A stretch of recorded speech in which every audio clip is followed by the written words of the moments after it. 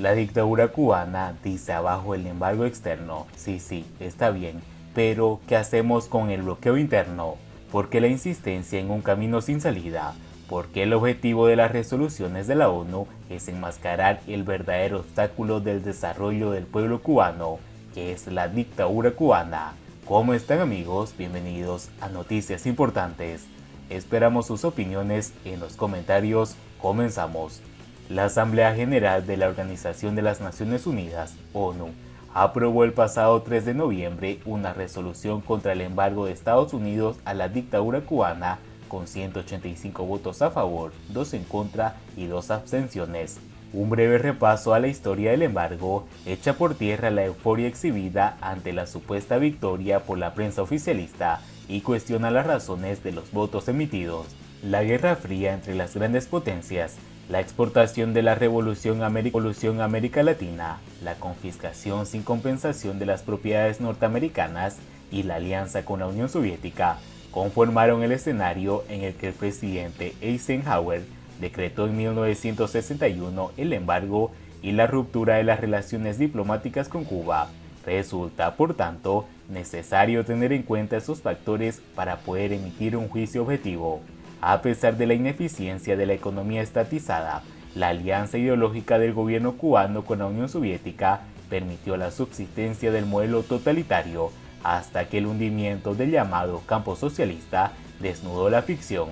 El PIB cayó bruscamente en un 34%, caída que jamás se recuperó. Fue en 1992 cuando desaparecieron los subsidios soviéticos que Cuba presentó por primera vez una resolución condenatoria contra el embargo. A partir de esa fecha se consideró, primero, la causa de algunas dificultades y luego de todos los males, incluso calificado como uno de los principales obstáculos para garantizar los derechos en Cuba. Ante las 25 resoluciones presentadas por Cuba entre 1992 y 2016, Estados Unidos mantuvo la misma línea. En ese último año, bajo la administración de Barack Obama, Estados Unidos e Israel se abstuvieron y el resto de los países votó a favor. Llegado a ese punto, el máximo posible al que se podía aspirar en la ONU, donde los acuerdos no son de obligatorio cumplimiento, el camino de las resoluciones quedó agotado. Se imponía entonces enrumbarse hacia la negociación bilateral, para la cual el presidente Obama ofreció las facilidades. En lugar de exigir la democratización como premisa para el restablecimiento de las relaciones, Obama dictó 6 paquetes de medidas dirigidas al empoderamiento de los cubanos. Amplió los permisos y facilidades comerciales a las empresas privadas y a los pequeños agricultores, acrecentó el monto de las remesas y los donativos, expandió las exportaciones comerciales de bienes y servicios y proporcionó telecomunicaciones comerciales y servicio de Internet con precios más bajos. Tales medidas repercutieron en el aumento de los viajes y la llegada de cruceros, el reinicio de los vuelos, la transportación directa de correo y facilitó las negociaciones de otros países con la isla. Todo indicaba que el diferendo se enrumbaría hacia las negociaciones. Sin embargo, la dictadura cubana se limitó a permitir que los cubanos se hospedaran en hoteles reservados para turistas, a viajar al exterior sin pedir permiso, permanecer fuera del territorio nacional hasta 24 meses, vender sus autos y viviendas, comprar computadoras, DVD y líneas de telefonía móvil. Medidas demostrativas, no de voluntad política de cambio, sino hasta de dónde había retrocedido los derechos humanos de los cubanos. Estados Unidos cambió entonces su política. Cuba no cambió la suya, porque el cambio encerraba un peligro. La contradicción externa se desplazaría hacia el interior del país, algo que el dictador Fidel Castro dejó bien claro en la carta a los estudiantes de la Universidad de La Habana el 26 de enero de 2015, en la que se manifestó contrario a las negociaciones con Estados Unidos, y en marzo de 2016 dijo: "Se supone que cada uno de nosotros corría el riesgo de un infarto al escuchar estas palabras del presidente de Estados Unidos. Nadie se haga la ilusión de que el pueblo de este noble y abnegado país renunciará a la gloria y a los derechos y a la riqueza espiritual que ha ganado con el desarrollo de la educación, la ciencia y la cultura. No necesitamos del imperio que nos regale nada". Al dictador no le importó el pueblo cubano hasta su muerte. más logrado el intento de restablecer las relaciones con Estados Unidos. El 1 de noviembre de 2017, Cuba presentó nuevamente ante la ONU el proyecto titulado Necesidad de poner fin al bloqueo económico, comercial y financiero impuesto por Estados Unidos contra Cuba. En ese contexto, Donald Trump, quien durante la campaña electoral anunció que revisaría la política establecida por Obama, firmó el Memorando Presidencial de Seguridad Nacional sobre el fortalecimiento de la política de Estados Unidos hacia Cuba. Los años siguientes, Cuba mantuvo las resoluciones condenatorias.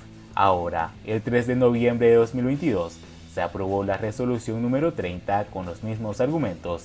El bloqueo es ilegal, inmoral y constituye el mayor obstáculo para el desarrollo económico y social de Cuba.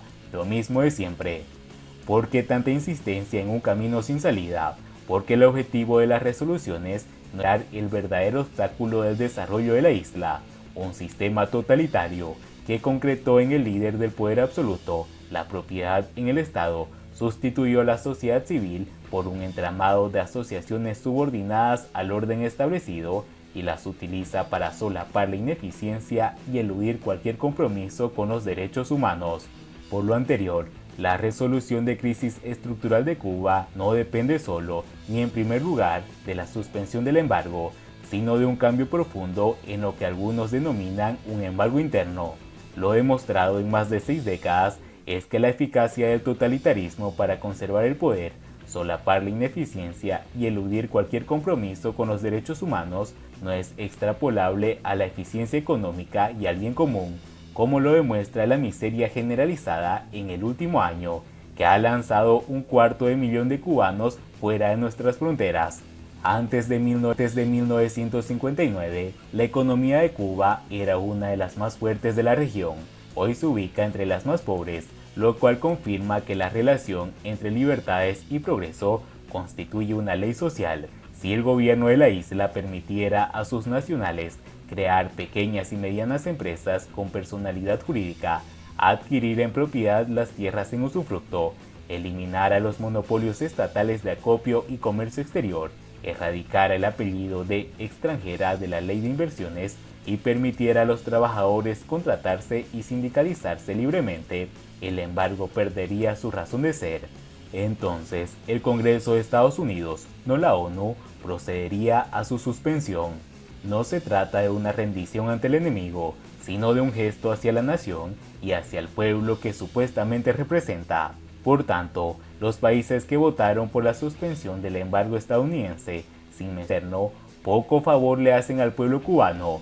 En su lugar, deberían exigir a la dictadura cubana que restablezca las libertades políticas, cívicas y económicas y de paso los cambios que la nación cubana demanda.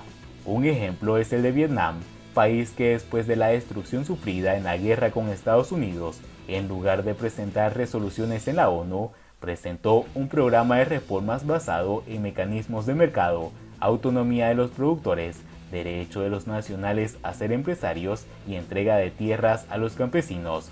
Esa nación, que en el año 2008 dedicó sus esfuerzos a salir de la lista de los países subdesarrollados, en 2010 se trazó el objetivo de entrar en el grupo de los países de ingreso medio y en 2014 se ubicó como el 28º exportador más grande del mundo y en 2016 aprobó medidas destinadas a convertirse en una nación industrializada.